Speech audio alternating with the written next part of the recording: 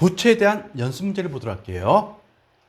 첫 번째 문제 보시면 사채에 대한 설명으로 옳지 않은 것은 사채 발행가액은 발행 수수료 등의 비용을 차감한 후에 가액을 말한다. 즉 사채 발행비를 차감한 후가 사채의 발행가액이 되는 겁니다. 그리고 액면가액이 10,000원인 사채를 15,000원에 발행했대요. 이때는 활증 발행했다고 한다. 맞는 표현이죠. 그 다음에 사채 할인 발행 차금은 사채의 액면가액에서 차감하는 형식으로 기재합니다. 근데 활증 발행 차금은 사채의 액면가액에서 가산하는 형식으로 기재하게 되어 있다고 보시면 되겠죠. 그 다음에 네 번째, 사채 할인 발행 차금 및 활증 발행 차금은 액면 이자율을 적용하여 상각 또는 환입한다. 아니죠. 유효이자율 또는 시장 이자율을 적용하여 상각 또는 환입하게 되어 있어요. 다음의 거래에 대한 회계적인 설명으로서 적당하지 않은 것은 주식회사 강서는 사채를 6억 원에 발행하고 발행 금액은 사채 발행 비용을 제한 5억 9,900만 원을 보통 예금으로 입금받았다. 즉 5억 9,900만 원이 발행가액이 되는 겁니다. 그리고 액면가액은 5억 원이고 만기는 2년, 액면 이자율은 10%이다 이렇게 했어요. 결국 활증 발행됐기 때문에 시장 이자율은 10%보다 작죠. 그래서 10% 미만이 되는 겁니다. 그리고 첫 번째 보시면 사채는 활증 발행되는 거죠. 그리고 액면 이자율이 시장 이자율보다 높으니까 활증 발행된 겁니다. 그리고 세 번째 보시면 액면 금액과 발행 금액의 차이를 사채 활증 발행 차금 계정으로 사용하게 되어 있죠. 근데 네 번째 보시면 사채 발행 비용은 영업의 비용이 아니라 발행가액에서 차감합니다. 따라서 이것은 어떻게 되는 겁니까? 발행가액에서 차감되기 때문에 이게 나중에 이자 비용에 반영되는 겁니다. 그래서 영업의 비용이 아니죠. 세 번째 보시면 사채와 관련된 설명으로 가장 잘못된 것은 사채의 발행가액은 사채의 미래 현금 흐름, 즉 미래 현금이 얼마큼 들어오느냐, 이것을 발행 당시에 해당 사채의 시장 이자율로 할인한 현재 가치로 결정되게 돼 있죠. 발행가액은 이렇게 결정됩니다. 그리고 사채가 활증 발행돼도 매년 인식하는 이자 비용은 동일하다. 정액법일 경우에는 동일합니다. 그런데 유의자율법일 경우에는 사채를 활증 발행했을 경우는 매년 이자 비용이 감소되죠. 근데 할인 발행됐을 경우는 매년 이자 비용이 증가된다는 거. 여러분, 제가 럭비공처럼 생긴 거 그림을 보여줬죠. 그것을 보고 이해하시면 되는 거예요. 그것을 그려서 갖고 이자 비용이 어떻게 변하는지 활증 발행일 때하고 할인 발행일 때 구분하실 줄 아셔야 됩니다. 그리고 사채의 액면 이자율이 10%라고 가정하십시다. 그러면 시장 이자율보다 낮은 경우, 즉 시장 이자율은 12%일 경우에는 사채는 할인 발행된다고 되는 거죠. 반대의 경우는 활증 발행이 되는 겁니다. 그리고 사채 발행 차금은 유효이자율법에 따라서 상각 또는 환입하도록 되어 있어요. 그리고 할인 발행 시 어떻게 이자 비용은 매년 증가됩니다. 그리고 활증 발행 시에는 이자 비용은 매년 감소한다는 거 여러분들이 생각하시면 되겠어요. 그래서 사채 할인 발행 차금은 차변에 있고 활증 발행 차금은 대변에 있어요. 그게 이자 비용에 영향을 미친다는 거 여러분들이 공부하셔야 되는 거예요. 다섯 번째 보시면 사채 회계 처리로 옳은 것은 발행가액과 액면가액 간의 차익은 할인 발행 차금 또는 사채 활증 발행 차금으로 하여 단기 손익으로 표시하는 게 아니죠. 즉 발행 기간에 걸쳐 비용으로 인식하게 돼 있어요. 그러니까 1번 잘못됐죠. 그리고 사채 발행가액은 발행 수수료와 사채 발행과 관련하여 직접 발생한 기타 비용을 차감한 금액이 발행가액이 되는 겁니다. 이게 맞네요. 그리고 사채는 자본 조정이 아니라 비유동 부채가 되는 겁니다.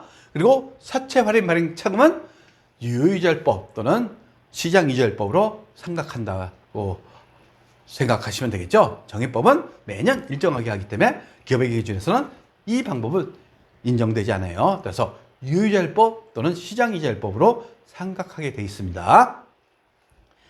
일곱 번째 보시면 사채를 활증 발행됐대요. 그리고 사채 이자는 매년 기만할 시점에 현금으로 지급하기로 되어 있다. 유의절법을 적용할 경우 이에 대한 내용으로 옳지 않은 것은 즉 액면 이자율이 시장 이자율보다 크게 돼 있죠. 즉 액면 이자율이 10%이면 시장 이자율은 이보다 낮게 된다는 얘기입니다. 이게 활증 발행이 됐을 경우, 할인 발행일 경우에는 이게 반대가 되는 거죠. 그리고 투자자 입장에서 인식되는 이자 수익은 매년 증가한다. 아니죠. 매년 감소하게 돼 있어요. 사채 발행 입장에서 활증 발행됐기 때문에 사채 활증 발행 차감이 대변했죠. 이게 차변으로 가면서 이자 비용을 감소시켜요. 그래서 투자자 입장에서 인식되는 이자 수익은 매년 감소하게 되어 있습니다.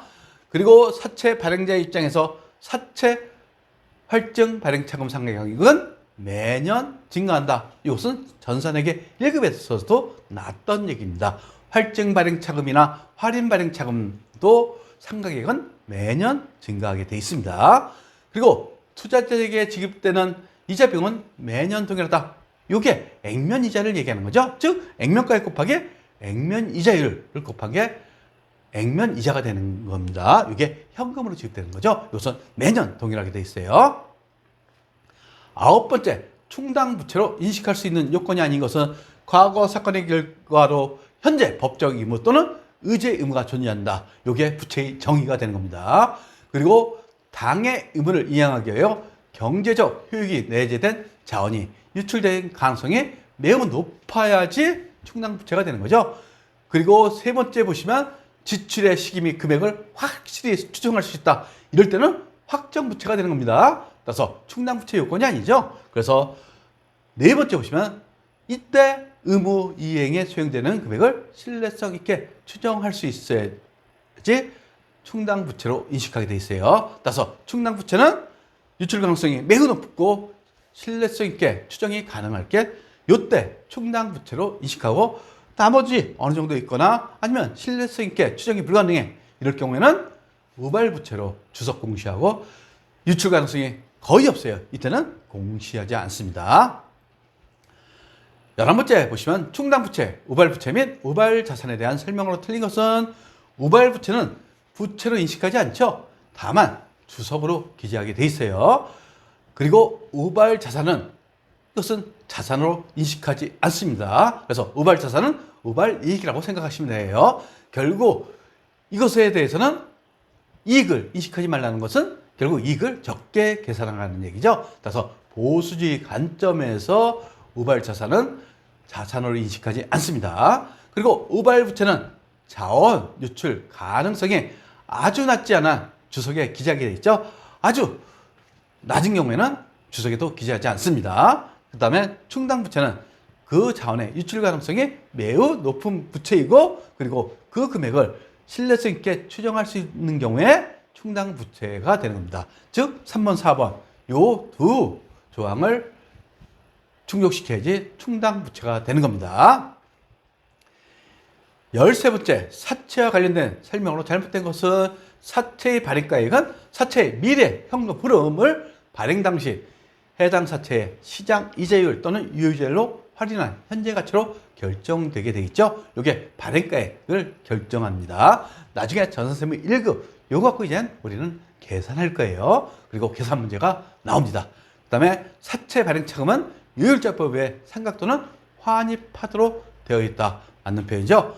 그리고 사채가 할인 발행되면 매년 인식되는 이자 비용은 감소하는 게 아니라 증가하게 돼 있죠. 즉 사채 할인 발행 차금은 차변이 있어요. 이게 대변으로 가면서 없어지죠. 그래서 차변에 이자 비용이 늘어나게 돼 있습니다. 따라서 이자 비용은 증가되는 겁니다. 근데 사채가 활증 발행되면 이것은 대변에 있죠. 따라서 대변에 있으니까 차변으로 하면서 이자 비용이 감소하게 된다는 거. 그래서 사채 활증 발행하고 할인 발행에 대한 이자 비용 그리고 장부가액 요것에 대해서 흐름을 여러분들이 이해하셔야 되는 거예요. 구독과 좋아요는 우리에게 큰 힘이 됩니다.